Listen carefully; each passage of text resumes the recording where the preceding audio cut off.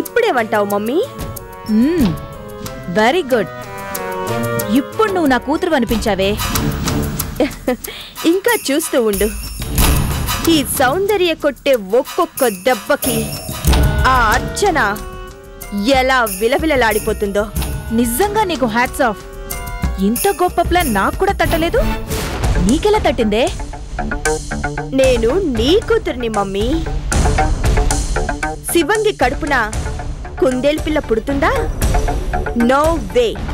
లల్లీని kidnap చేసి secret గా దాచిపెట్టి మర్డర్ కేసులో అర్చనని ఫిక్స్ చేసి సూపర్ గా ప్లాన్ చేశావు. ఇప్పటిదాకా ఆహా ఓహో అన్న వాళ్ళంతా దాన్ని చీకొట్టేలా చేశావు. తాళి కట్టిన దాని మొగుడు చేతే పోలీస్ కంప్లైంట్ ఇచ్చేలా చేసి జైలు గోడల వెనక్కి తోయించావు. నువ్వనుకున్నట్టే దాని చేత చిప్పకూడు తినిపిస్తున్నావు. కానీ ఒక్క సంగతి గుర్తుంచుకో, ఈ నాటకం మొత్తం ఆడిస్తోంది నువ్వేనని తెలిసిందో చాలా డేంజర్. తెలుసు మమ్మీ, నేను చేస్తోంది పులి మీద స్వారీ అని తెలుసు. నిజం బయటపడితే అర్చనకి బదులు అదే జైలు గోడల మధ్య నేనుంటానని కూడా తెలుసు. కానీ నా శత్రువుని ఓడించి నా పగ తీర్చుకోవడానికి ఇంతకన్నా మరో దారి కనిపించలేదు. నువ్వు నా కూతురివే. ఓటమనేది నీ కాలి గోటిని కూడా తాకలేదు. Thanks mummy, thank you. ఎప్పటికప్పుడు నువ్విచ్చే బూస్టప్పే నాకు 1000 ఏనుగుల బలంతో సమానం. అది సరే గాని నీ నెక్స్ట్ ప్లాన్ ఏంటి? ఇంకే ఉంది మమ్మీ.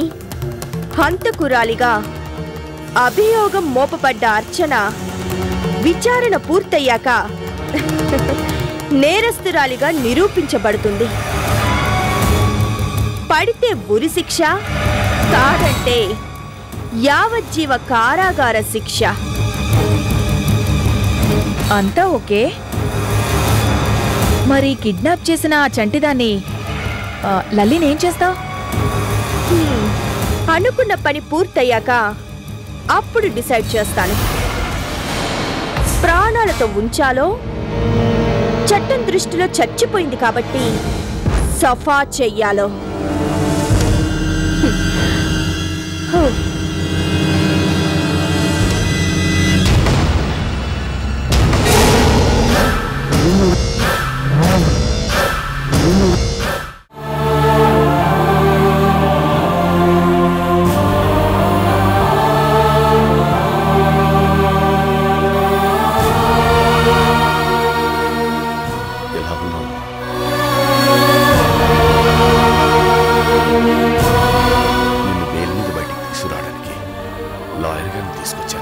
చూడమ్మా, ఈ బెయిల్ పిటిషన్ మీద మీరు ఒక్క సంతకం చేస్తే చాలు, మిగతాదంతా నేను చూసుకుంటాను. వద్దు నాన్న. అర్చన, అవును నాన్న, నేను బయటకు వచ్చి ఏం చేయను. ఈ లోకానికి నమ్మకాన్ని ఎలా చూపించను?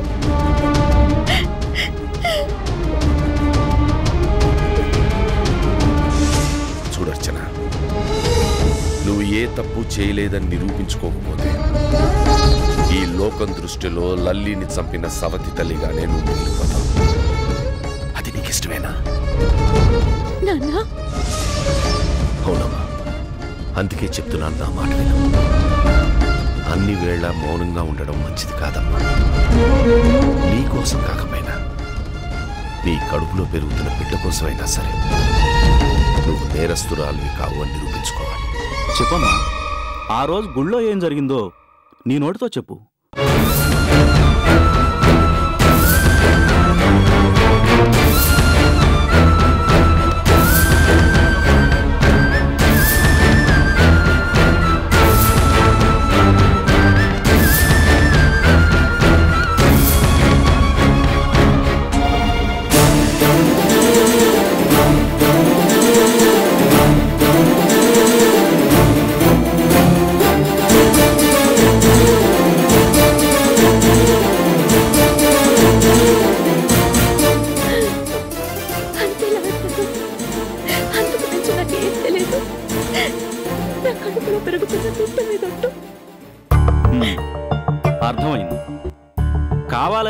కేసులో ఎవరో ఇరికించారు. డోంట్ వరీ, అరెస్ట్ అయిన ప్రతి ఒక్కళ్ళు నేరస్తులు కారు. మీరు నిర్దోషి అని నేను నిరూపిస్తాను. ఇక్కడ సంతకం పెట్టండి అమ్మా.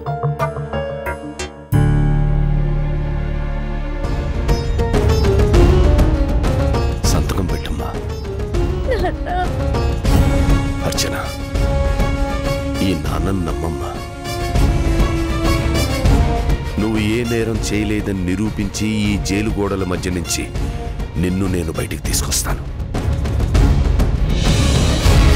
ఈ పాపం చేసిందెవరో లోకానికి చూపించి అందరి కళ్ళు తెరిపిస్తాను. నువ్వు చేసే ఈ న్యాయ పోరాటంలో నువ్వు పెట్టే ఈ సంతకం నీ మొదటి అడుగు.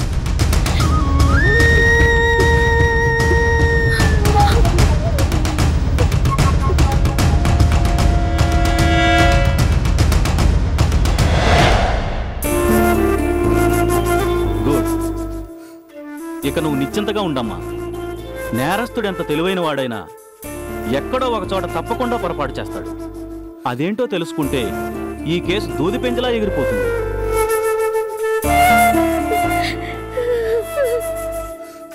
అర్చన, ధైర్యంగా ఉండమ్మా.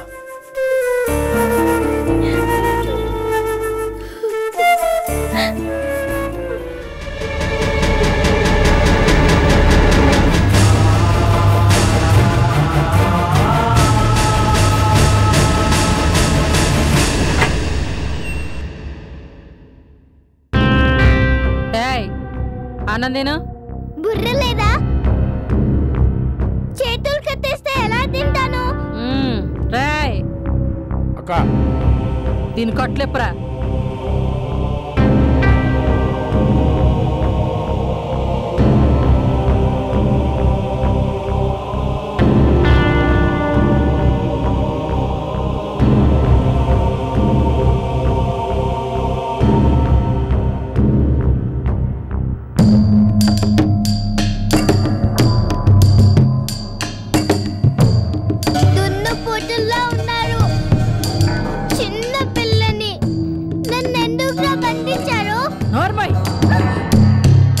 మాట్లాడకుండా తిను.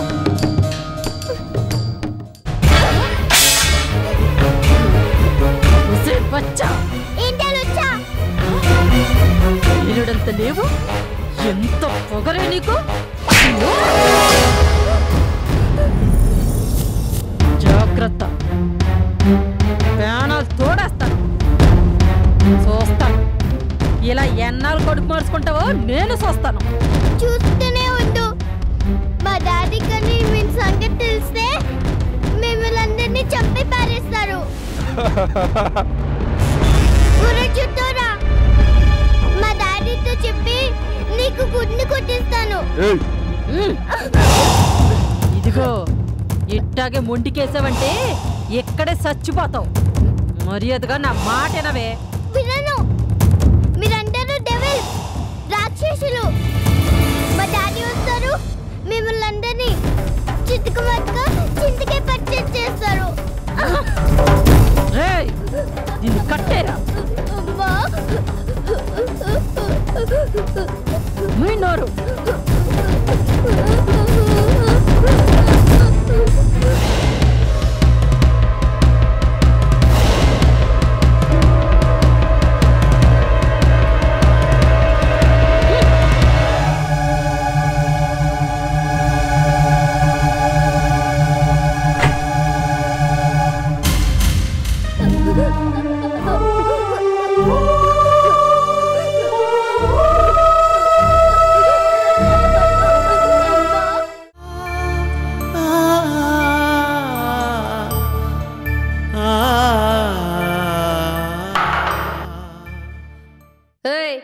నీకోసం ఎవరో వచ్చారు. వెళ్ళి త్వరగా మాట్లాడేసి వచ్చాయి.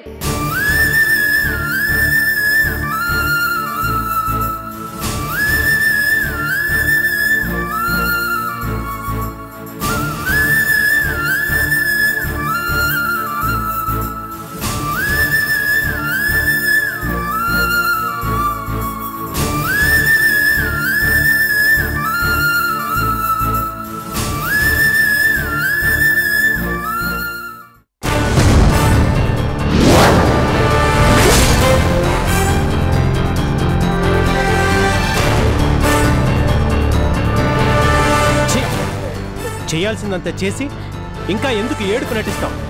ఎవరిని నమ్మించడానికి, ఇంకా ఎవరిని మభ్యపెట్టడానికి? వద్దు, నేనొచ్చింది నువ్వు చెప్పింది వింటానికి కాదు, నా ప్రశ్నకి జవాబు చెప్పమని అడగడానికి. చెప్పు. 5 ఏళ్ల పిల్ల, ముద్దుగా నాజుగ్గా చలాకీగా ఉండే లల్లి నీకు ఏం ద్రోహం చేసిందని అంత దారుణంగా, ముఖాన్ని కూడా గుర్తుపట్టలేనంత రాక్షసంగా ఎందుకు హత్య చేయించావు? అమ్మా అని నిన్ను ప్రేమగా నోరారా పిలిచేది, ఒక్క క్షణం కూడా వదిలిపెట్టకుండా నీ చేతిని పట్టుకునే ఉండేది. అలాంటి పసిదాన్ని పొట్టన పెట్టుకోవడానికి నీకు మనసు ఎలా వచ్చింది? దయచేసి నువ్వైనా నన్ను నమ్ము కృష్ణ. నిజంగా నాకేం పాపం తెలియదు. నువ్వు ఏ దేవుడి మీద ప్రమాణం చేయమంటే ఆ దేవుడి మీద వద్దు. ఇంత దారుణం చేసి కూడా అమాయకంగా నటించుకో. నీలాంటి వాళ్ళు చేసే దొంగ ప్రమాణాలు చూస్తే ఆ దేవుడు కూడా అసహించుకుంటాడు. జరిగిందేదో జరిగిపోయింది. నువ్వు అన్నయ్య జీవితంలోకి అడుగు పెట్టావు. ఇక మీదైనా నీ బుద్ధిని మార్చుకొని నీ పాత జీవితాన్ని మర్చిపోయి ఓ మంచి భార్యగా నడుచుకుంటావు అనుకున్నాను. కానీ నువ్వు నీ బుద్ధిని మార్చుకోలేదు, నీ నడకని మార్చుకోలేదు. చివరికి నీ స్వార్థం కోసం ఆ చంటి పిల్లని బలి చేసి ఏం సాధించావు? ఎవరికి మనశ్శాంతి లేకుండా చేశావు. అందరి జీవితాలు అలజడిని సృష్టించావు. ప్రతిరోజు, ప్రతి గంట, ప్రతి నిమిషం, ప్రతి క్షణం గుండెల్లో రేగుతున్న మంటని ఓర్చుకోలేక ఎవరికి వారే ఒంటరిగా ఏడవాల్సిన పరిస్థితిని కల్పించావు. ఎందుకో? ఆ పాపిస్టి డబ్బు కోసమేగా. ఒక్క మాట, ఒకే ఒక్క మాట చెప్పుంటే కోట్ల విలువైన ఆస్తి మొత్తాన్ని నీ కాళ్ళ దగ్గర కుమ్మరించుండేవాడు. ఒకవేళ నీకు పుట్టబోయే బిడ్డకి లల్లియే అడ్డుగా నిలుస్తుందనేదే నీ అనుమానం అయితే లల్లిని తీసుకొని నీ కంటికి కనిపించినంత దూరంగా ఎక్కడికైనా పంపించేసేవాళ్ళం. కానీ నువ్వు ఆడదంటేనే అసహ్యం పుట్టేలా చేశావు. అమ్మ అనే పిలుపుని అపహాస్యం చేశావు. ఏడు, నీ గుండెలు పగిలేలా ఏడు.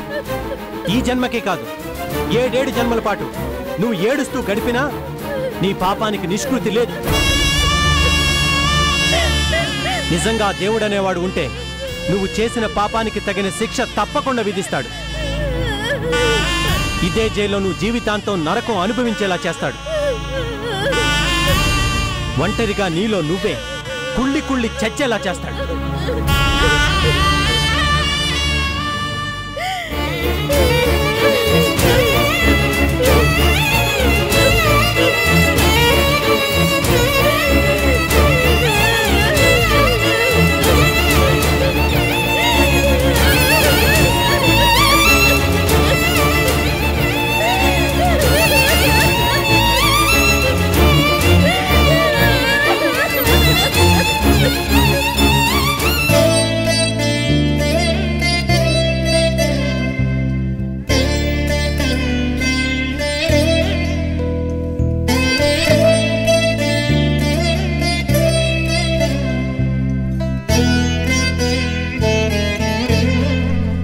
రాధమ్మా, ఎందుకైనా మంచిది మన అర్చన జాతకాన్ని ఒకసారి సిద్ధాంతి గారికి చూపిస్తే ఏ దుష్టగ్రహాల సంచారం వలన దాని జీవితం ఇన్ని మలుపులు తిరుగుతుందో తెలుస్తుంది. దుష్టగ్రహాల సంచారం వల్ల కాదు పిన్ని, నా కూతురు జీవితం ఇలా జైలు పాలైంది. కట్టుకున్నవాడికి కనికరం లేకపోవడం వల్లే. లేకపోతే ఏమిటి, అర్చన లల్లిని తన ప్రాణం కన్నా ఎక్కువగా చూసుకునేది అని అల్లుడికి మాత్రం తెలీదు. అలాంటి వాడే కట్టుకున్న దాని మీద కంప్లైంట్ ఇస్తే నువ్వే చెప్పు పిన్ని, నా కూతురు హంతకురాలా? అసలు ఆ మాట అనడానికి వాళ్ళకి నోరు ఎలా వచ్చింది? ఊరుకో ఊరుకో రాధమ్మా, ఎవరిని తిట్టుకుని ఏం లాభం చెప్పు? తిట్టుకోవడం కాదు పిన్ని, జరిగింది తలుచుకుంటుంటే కడుపు రగిలిపోతుంది. ఎందుకు ఎందుకు పిన్ని, నా కూతురు జీవితంలోనే ఇలా జరుగుతోంది. దెబ్బ మీద దెబ్బ తింటూ గాయాల్ని ఓర్చుకుంటూ ఎన్నాళ్ళు, ఇంకా ఎన్నాళ్ళు పిన్ని? ఏం చేస్తాం రాధమ్మా? ఏది మన చేతుల్లో లేదు. మనం నిమిత్త మాత్రులం. భగవంతుడా రక్షించు అని ప్రార్థించడం తప్ప మనం ఏమీ చేయలేము.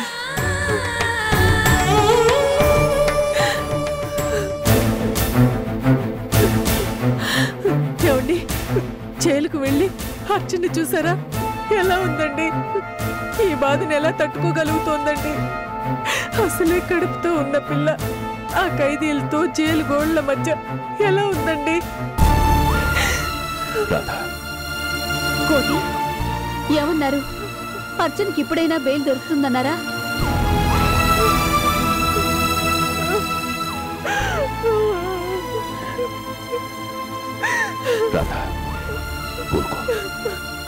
లాయర్ గారితో అన్ని విషయాలు మాట్లాడాను. రేపే ఈ కేసు కోర్టుకు విచారణకు వస్తుందని లాయర్ గారు చాలా నమ్మకంగా చెప్పారు. పోలీసులు పెట్టిన ఈ కేసులో ఏమాత్రం బలం లేదని, విచారణకు వచ్చినా ఈ కేసు తప్పకుండా వీగిపోతుందని. వీగిపోయే కేసు అయితే వేలెందుకు ఇవ్వలేదండి? నాకు తెలుసండి, మీరు నా నుంచి ఏదో దాస్తున్నారు. చెప్పండి, నిజంగా లాయర్ గారు ఏమన్నారు? అయ్యో, నేను చెప్పేది నిజం. మన అర్చన ఈ కేసు నుంచి బయటపడుతుంది, నిర్దోషిగా విడుదలవుతుంది. నా మాట నమ్ము. కోటి, కేసు విచారణ అదంతా తర్వాత సంగతి. ముందు ఈ విషయం చెప్పు. జైల్లో అర్చనకి ఎలాంటి ఇబ్బంది లేదు కదా? లేదు పిన్ని గారు, జైల్లో అర్చనకి ఎలాంటి ఇబ్బంది లేదు. కేవలం రిమాండ్లో ఉన్న ఖైదీ కదా, బానే చూసుకుంటున్నారు. వేళకన్నీ వాళ్లే ఇస్తున్నారు.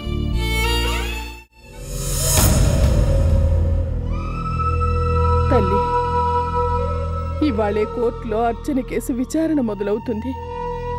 ఎవరిని చెప్పినా నేను నమ్మను.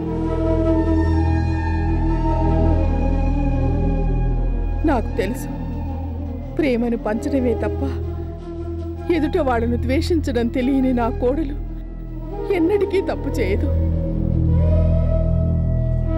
అసలే కడుపుతో ఉన్న పిల్ల, నిరపరాధైన నా కోడల్ని నిర్దోషిగా నిరూపించి విడుదల చేయించు తల్లి. బాగుందమ్మా, చాలా బాగుంది. ఆవిడ గారు చేసిన పాపాలన్నింటినీ కడిగేయమని ఆ దేవుణ్ణి ప్రార్థిస్తున్నావా? కల్పన, కోప్పడటం కాదత్తయ్యా, కల్పన ప్రశ్నకి జవాబు చెప్పండి. ఎవరి ప్రశ్నకు జవాబు చెప్పాల్సిన అవసరం నాకు లేదు.